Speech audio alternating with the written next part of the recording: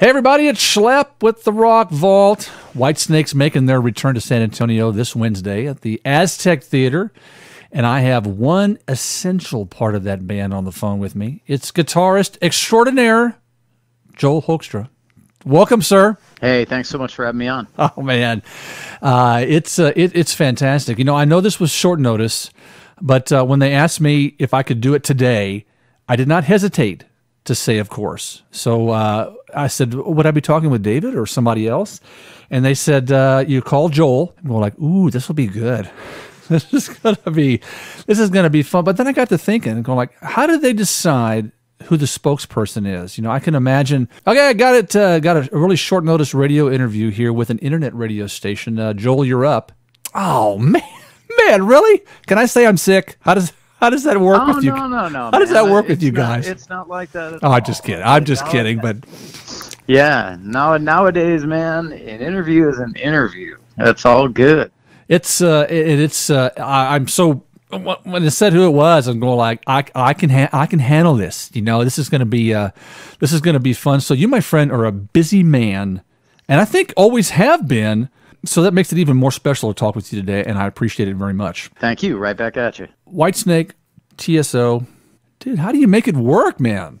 Very carefully. God. No, I mean the key has really been that Cher has let me come and go to this point. So right now she's starting an arena run while I'm out with Whitesnake. So I won't be there. I'll be subbed out. Okay. But as soon as this ends, I'll hook up with that tour, and it so happens that's for the Canadian leg, May 20 through 30. So okay. That's what it comes down to, is finding things that will work with your schedule. And sure. She's been great so far in that department. So that's sweet. That is total blessing, dude. That's awesome. So you just had a holiday stop here, I think, in San Antonio with TSO, Trans-Siberian Orchestra, for those that don't catch the initials. Which I hate to say that I still have not yet seen a show. And I can tell you haven't, because I wasn't at San Antonio. There's really, we put the show together, but then there's two separate touring bands out at the same time, the East and the West. Oh, I'm a part of the East one, and San Antonio usually gets the West band. Okay. So, while I wouldn't be there, you'd see a show that I'm doing out east, and at least the 98% of it is the same. The production, in terms of what songs we play and how they're played, it's very, very similar. The only difference is kind of individual delivery from between the different band members. That's just human nature. Okay, so I don't. Obviously, I didn't do a lot of research on that, but I don't have to do a lot of research because I just love the music. Period. I didn't. Should I feel stupid? I don't know. I didn't know that there were two different deals. But I bet there's probably 99% of people didn't know that either. Trust me, man. I spend my day trying to explain my schedule to people. So I get hundreds of those during the TSO tour every year. Oh my gosh! And from people that have been following it for years too. So it's difficult to understand everything. Now it's going to be time to field a million. Like, I'll see you here with Cher. Yeah. While I'm out with Whitesnake, and have to explain to people that I won't be there. That's not me. That doesn't look like him up there. But so when was the last time you were here with Whitesnake, San Antonio wise? Oh man, I think probably I can't remember if we did it with Foreigner last year or not, but I think it was probably 2016 on the Greatest Hits tour. Okay. Well, I'm definitely looking forward to it. It's going to be a rocking show, and San Antonio loves you guys down here. Yeah, right back at you. I love San Antonio, man. What a great city. It is pretty awesome. So life growing up with you before music, or has music always been a part of your life? Music, yeah, I definitely grew up around a lot of classical music. My parents are classical musicians, so I was hearing music just my whole life. But it really, the rock thing and guitar came in at the age of 11, hearing AC/DC for the first time, and I saw Angus Young in the video and went, "That's what I want to do right there." So did you ever see, I'm assuming you probably did, see AC/DC with Bon Scott at any point live? No. By that time, I mean,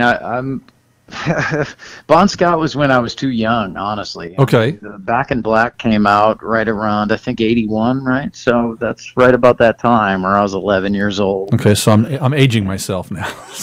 Yeah, no. I mean, I wish, but I actually love Bon Scott's all the stuff he did on the records the most of everything, except maybe Back in Black. Brian Johnson was like lightning in a bottle on. Oh Back man, in it was Black. that was incredible. Unbelievable. But I always have to mention when I hear Bon Scott and Angus Young and all those.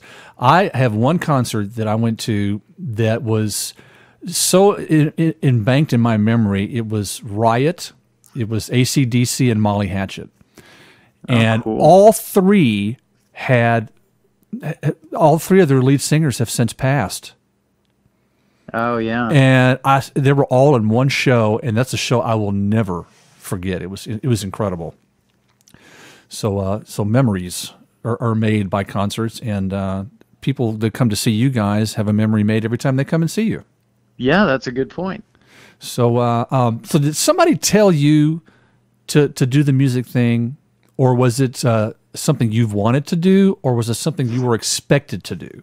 No, it's something that I wanted to do. I think my parents, just because they basically just well, my dad focused more on teaching. He was more of a college professor with music theory, but he did the church music thing on Sundays. And my mom was primarily a church musician and playing funerals and weddings and everything like that to the Somebody's end. gotta do it. But I think that they saw just the difficult path of you develop all that skill, all that time, and you just don't see a lot of money in return.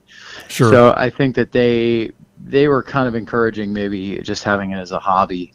Okay. And it just, I don't know. I mean, from the time I started my first lesson on electric guitar, that was kind of the last career decision I ever made, where I was just into it so much. So it was a real blessing. I never really had to think about what I wanted to do with my life. I just kind of knew and just did it.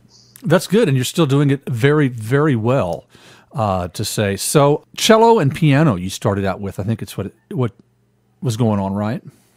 Yeah, I was really young when I played cello. Do you still do any of that? No. I mean, just a little bit of piano. I know my chords and scales on piano, and could probably play a little bit in a band if I had to. But so if somebody said, here's a cello, can you kind of play a little bit on there for it? Could you do something constructive? No way, man. It's been probably 42, 43 years. Oh my gosh. Okay. No. Well, you started out good. So, all right. So guitars. Do you have a library of guitars? Just a room full of miscellaneous classics and things? Yeah, I mean, most of my stuff is at home, but it's getting scattered about because I have a bunch of my guitars out with Cher that just kind of live there now. Right. And I have obviously some that live with Whitesnake. So, yeah, it's honestly, I've got too many in my apartment. What's your go-to? What is your go-to if somebody's going to, make you a custom one or do this, or the one that you prefer to play the most? What's your biggie? Well, my 57 reissue gold top Les Paul is my favorite. That's my number one. Gibson, of course, and but it's in general it's Les Pauls. I just have a thing with them. I like the traditional sounding guitars, the Stratocaster for the single coil, or Telecaster for the twangy thing, and Les Pauls. Those are really my favorites, and really all the Gibson humbucker style guitars kind of fit into that Les Paul world, just slightly different. But very cool. In the end, they always just come off as maybe 95% of what a Les Paul does. Right. Sure. That's cool. And are looks for guitars important for you? Yeah, definitely. I mean, depending on the gig, with Trans-Siberian Orchestra, that's such a huge visual spectacle that that's a big part of what I do. I change guitars a lot and have maybe a little more, I guess, more of the pointy guitar. Okay, yeah.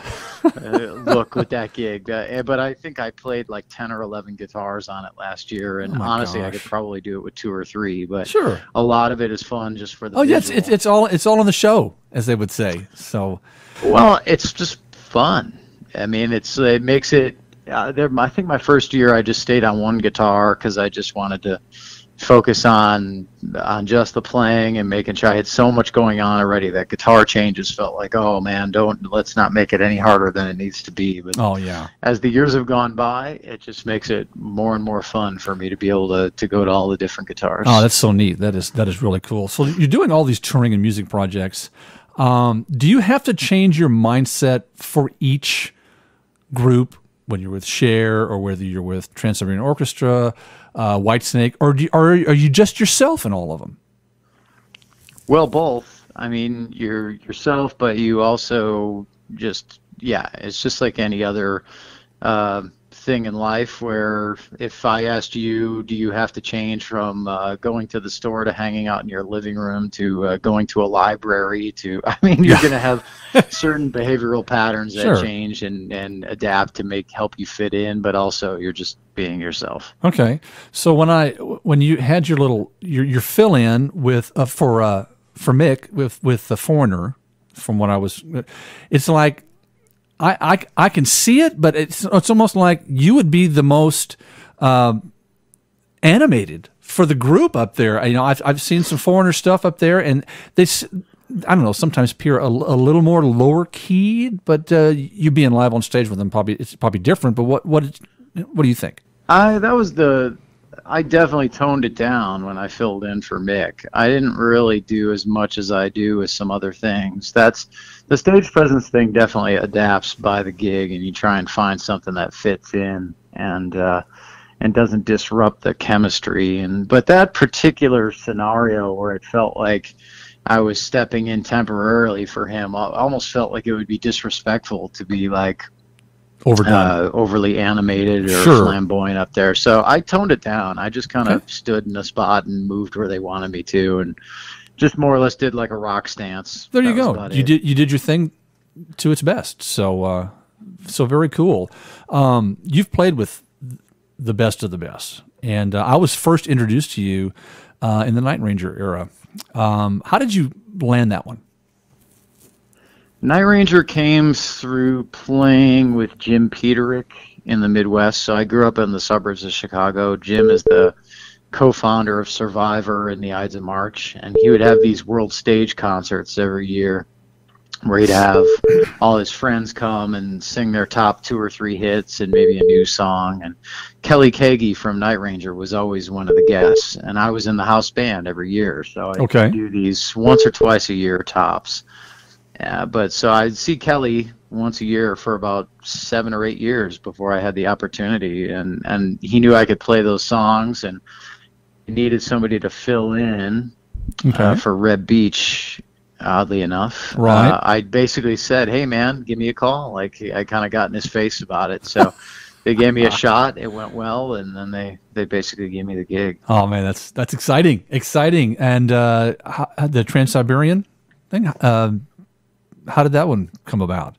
Yeah, Alex Skolnick needed to take a year off at the time to take his trio out on tour, and I just basically auditioned. I had a couple friends in the band put my name in the hat, and I went and auditioned once for Al Pitrelli and then a second time for Paul O'Neill. Okay. And was offered the job, and at the time that was scary because I had Night Ranger and Rock of Ages going. Rock of Ages I could sub out very easily to be able to do the Night Ranger shows, but then taking on TSO that meant that I would have to sub out Rock of Ages and also Night Ranger for November, December to be able to do it. Oh my gosh. So yeah, so it's all that stuff gets very complicated, and I kind of felt at the time like, ooh man, I don't know if this is all going to work, but I took it, and here I am now, like 10 years later, still doing TSO, and it's really a huge part of my career and my year each time around. So I'm glad I went for it and took it. Well, that's good. So how do the people on the other end, on the other foot, like the other band members, when you've got to go and do something else? What, I mean, do they work with it pretty well? Yeah, it sucks. That's always a bad feeling because it makes people feel like you don't appreciate or respect the scenario. And the reality of it is I appreciate all of them. So yeah, it's always difficult. I mean, I feel that way right now with the share thing, like saying, sorry, I can't play for 18,000 people a night right now and do your arena tour. I have something better to do. It's like, it's not really what I feel like. It just is. I'm trying to keep it all going and be able to keep the schedule in check and keep it the way it is. So okay, not easy. And I hate making people feel like you don't appreciate it when you do. Oh, I know exactly. So my wife wanted me to make sure that I asked you, is Cher as cool as she appears? Well, she's very to herself and quiet, so there's not a lot of interaction with her. Like when you're in the band, the gig has a lot more to do with me interacting with the other musicians and the dancers, etc. And those people are all great players and great people. But Cher's a total pro, man. There's no doubt about it. And I actually appreciate that she's not, I guess, micromanaging. She pretty much delegates to the music director to handle anything music related in the show. But she's awesome. I'm having a good time there. Well, that's great. And now I wanted to do something just real quick. We're kind of winding down here some. A couple of just odd things to ask you before we do the check up on the Aztec thing coming up for Wednesday. I'd like to do a fast five with Schlepp with you. And that's basically, I'm going to ask you 5 things, and you just tell me off the top of your head what your favorites are. You know, people may know you, but they may not know you. So I wanted to see what your favorites are. And this is probably going to be a first for you. I can only imagine. So are you ready? Sure. Okay. Steak or seafood? I'm going to go seafood because of my cholesterol is a little high. Okay. That'll work. Your favorite smell? Favorite smell? Yes. Hazelnut coffee. Oh, good one. Good choice. Your favorite vacation spot? Home. Home. That works for as often as you're out. I guess that would be a really nice one. How about a pet peeve? People that smack their lips when they eat. Oh, you would fit in right with my wife. I chew my ice cream, so she's like, "Please close your mouth." Yeah, that would work. Okay, the last question stays the same of all my questions. Your favorite cartoon character? Oh man, Woody Woodpecker. There you go. Okay, that'll work. That'll work. I don't do this with everybody, but you know, it's fun for people to know that you know, these guys are humans, just like we are, and they like things just like we do, and it's fun to do that kind of thing, to get the kind of answers that I do. It's a lot of fun. So I appreciate you joining me with that time waster. So thanks. Okay, another thing is, you get a lot of comments on it, but the hair, my friend. I have long hair as well. And for you, musically wise, does it ever get in the way? Yeah, it does when you look down at your guitar and it falls forward. You have to do the hair flip to get it out of the way to be able to continue playing sometimes. So yeah, I would say nonstop, and certainly on hot, sweaty summer gigs, sometimes you get the wet strands that stick to your face. You look a little bit like the creature from the deep. So, yeah. So people like, wow, look at the way they flip their hair and do that. That's such a neat show. It's going like, sometimes there's a reason behind that. So Aztec Theater coming up Wednesday night. Who's show support for you guys for this one? I don't know. Tonight is really the first show of the tour, and it's just a night with, so we don't have our support act yet. Okay. So I actually don't know the answer to that. Sorry. All right, so it'll be a surprise for us all then. Hey, I want to thank you for taking your time to visit with me on the Rock Vault. So on the show on Wednesday, are we going to be hearing a wide range of obviously you're on support for the Flesh and Blood new album coming out in May. Have you ever played the Aztec before with anything? I believe that's that really beautiful historic venue there, right? Yeah, it's right off of St. Mary's downtown. Yeah, it's. I think it's the one that we've played in past years, and it's beautiful. Like, I love playing there. Good. Have a great show tonight. It's tonight, right? Yeah, Opening. First one of the tour tonight. Man, I wish you all the luck, and you're not going to need the luck. You just have a fun time when you're up there, man. Cool. Right, Thanks so much, dude. You bet. Appreciate We'll it. talk to you again soon. Take care. Thanks for having me on. You bet. Bye-bye.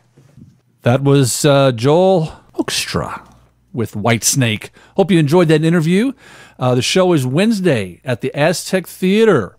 Do not miss it. If you don't have your tickets, I think there's some available yet. So there you go. Thanks for listening to The Rock Vault. Hope you're enjoying the music as much as I am. Indeed. We'll talk to you soon. Schlep for The Rock Vault. Bye.